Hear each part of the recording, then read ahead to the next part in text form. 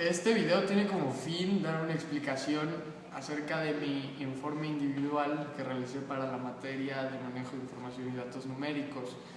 El tema de mi trabajo, el título del tema es ¿cuáles son los derechos humanos más violados en México en nuestra última década? Ante el materialismo que vive la sociedad, la globalización y la pobreza, es muy importante analizar los derechos humanos y las constantes violaciones que se cometen en México y en el mundo. Lamentablemente, México es uno de los países donde los derechos humanos se violan al por mayor día con día, en cualquier trinchera o en cualquier lugar. Este trabajo tiene como fin hacer una pequeña auditoría de los derechos humanos más violados en este siglo. Pude recabar cierta información que, si bien no es un parámetro exacto ni nos da un ranking exacto de cuáles son los derechos humanos específicos que más se han violado en este siglo, sí representan un problema grave para la sociedad en este siglo y se han dado muchos casos que documentan estas violaciones.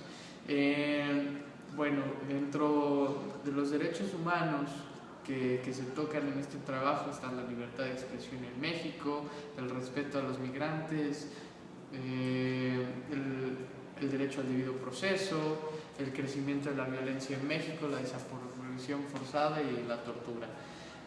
Bueno, hablando un poco acerca de la libertad de expresión en México, la verdad es que el ejercicio de la profesión del periodismo se ha vuelto una profesión lo más peligrosa del mundo, catalogada por la ONU, por la Organización de las Naciones Unidas, por una ONG que se llama Campaña Emblema de Prensa, que es una organización facultada y consultiva de la ONU acerca de violación de derechos humanos en materia periodística, y considera a México el país más violento del mundo para ejercer la profesión de periodista.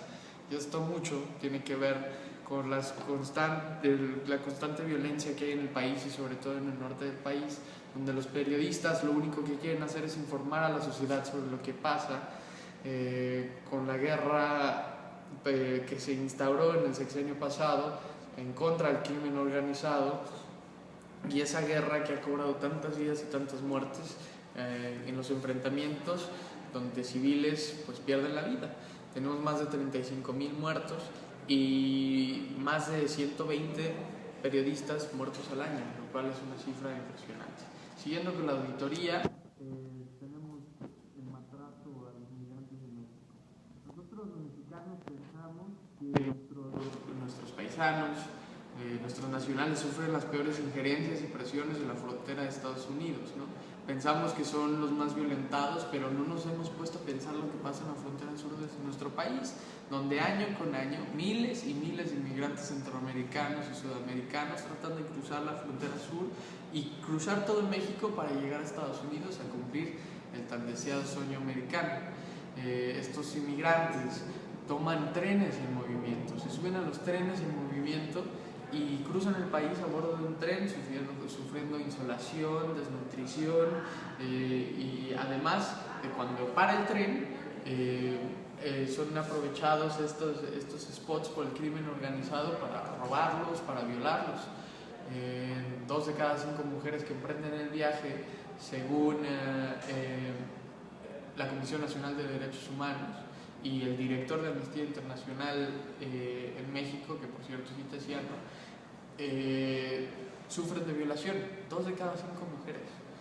Y pues bueno, sin contar la cantidad de accidentes que sufren estos inmigrantes por tratar de subir a los trenes en movimiento, desde fracturas, mutilaciones y infecciones. Siguiendo también con la auditoría, tenemos el derecho al debido proceso en México. Este es un derecho que lamentablemente es de lo más arcaico en nuestro país. Nuestro sistema penal mexicano es muy deficiente.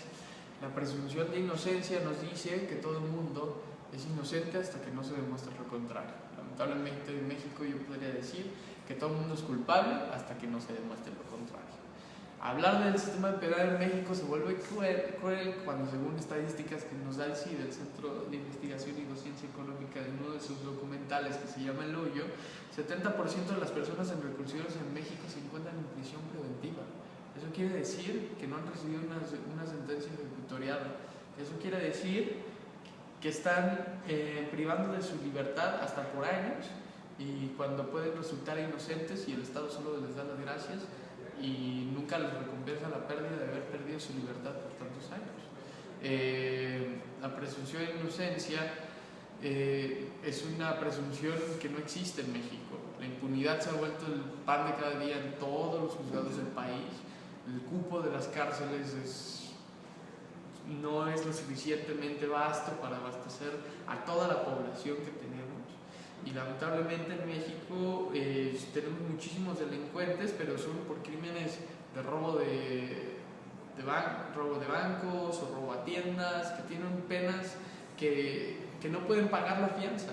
Entonces tenemos a gente pobre viviendo su privación de libertad. Las clases más bajas son las que están en nuestras cárceles mexicanas. El cupo es insuficiente, en celdas diseñadas para 4 personas viven 10 personas. Y bueno, sin hablar del arcaico sistema de expedientes inquisitorio que tenemos desde la época de la colonia, donde no se puede avanzar ni hacer más eficiente el sistema de justicia mexicana. Bueno, para hablar de esto tenemos que hablar también de la reforma del 2011 a nuestra Constitución acerca del sistema penal mexicano, donde se pretende instaurar un sistema acusatorio oral de juicios y darle una mayor vivacidad y dinámica al sistema penal mexicano. Lamentablemente es todo un proceso de inversión en los juzgados, es todo un proceso de reforma de códigos penales alrededor de los estados de la República, y es un proceso que va a llevar muchos años.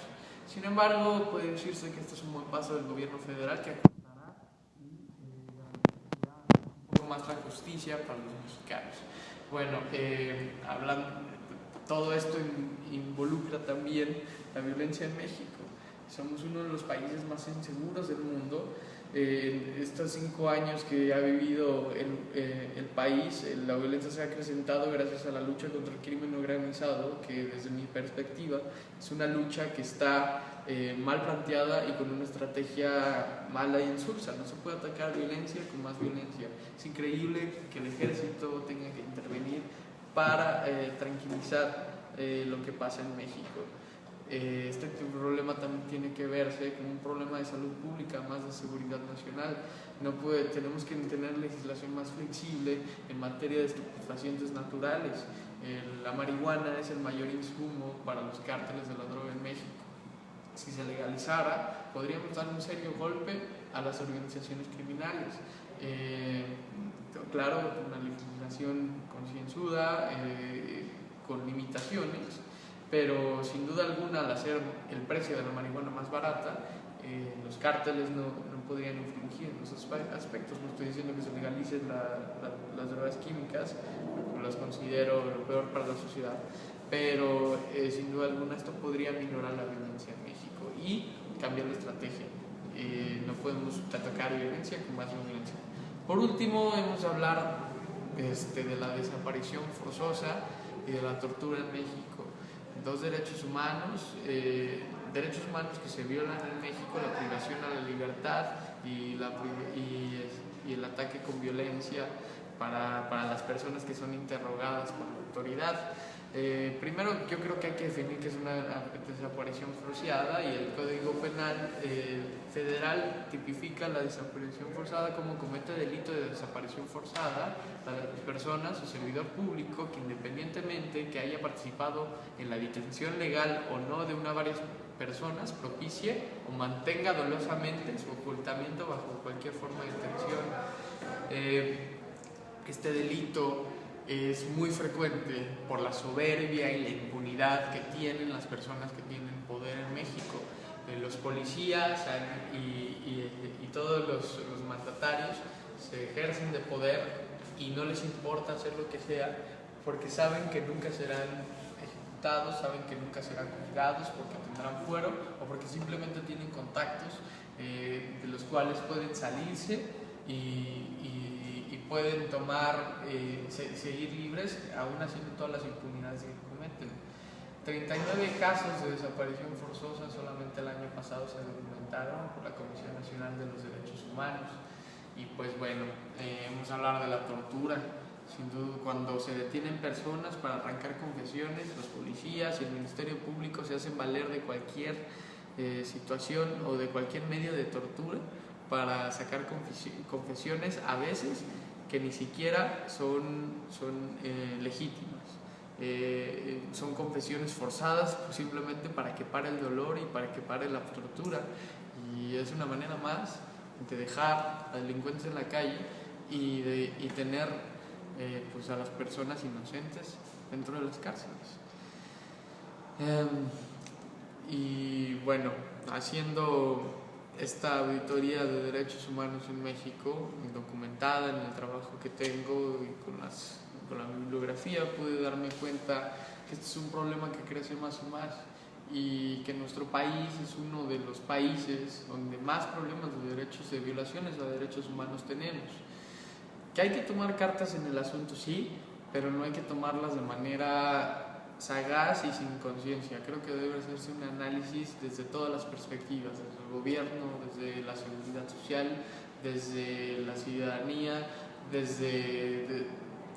incluso aspectos tan diferentes como la ecología o la salud pública, para frenar entonces la tan sagaz y mortífera violación de derechos humanos que existe en México. Espero que con este trabajo la gente que pueda leerlo se dé un poco más de cuenta de lo que realmente pasa en nuestro país y cosas que son realmente importantes de legislar y de tomar acciones.